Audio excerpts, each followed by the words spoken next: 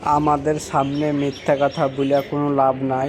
কেন কি একটু পরেই যখন মোবাইলটা খুলবো তখন সব সত্যি কথাগুলো আমরা বুঝতে পেরে যাব, কি এই মোবাইলটার সাথে কি হয়ে আছে, কীভাবে হয়ে আছে, এগুলো আমরা পরে বুঝতেই পারি বা বুঝতে পারবো।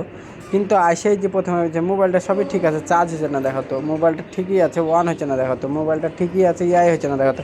মানে মোবাইল যদি তোমার ঠিকই থাকবে তাহলে তো ঠিকই আছে, আমার কাছে নিয়ে আসার দরকার নাই।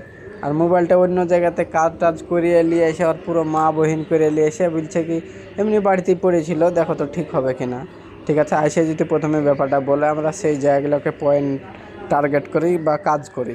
কিন্তু না, বুঝছে কি কিছুই হয়নি মোবাইল, আর কিছুই হয়নি মোবাইলে, এমনি শুধু ছিল এরকমই, হঠাৎ চলতে চলতে বন্ধ হয়ে গেলো আর অন হচ্ছে না। কিন্তু এইসব মোবাইলগুলো দেখছি খুলে 2-3টে মেকারের কাজ অলরেডি ঘুরিয়ে চলে এসেছে।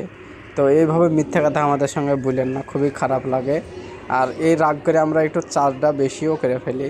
আপনাদেরকে সত্যি কথা বলছি, আইসা সত্যি কথা বলবেন, তবেই কাজ আপনার ঠিকঠাক হবে। আর যদি ভুলভাল গল্প করেন তো ওরকমই হবে।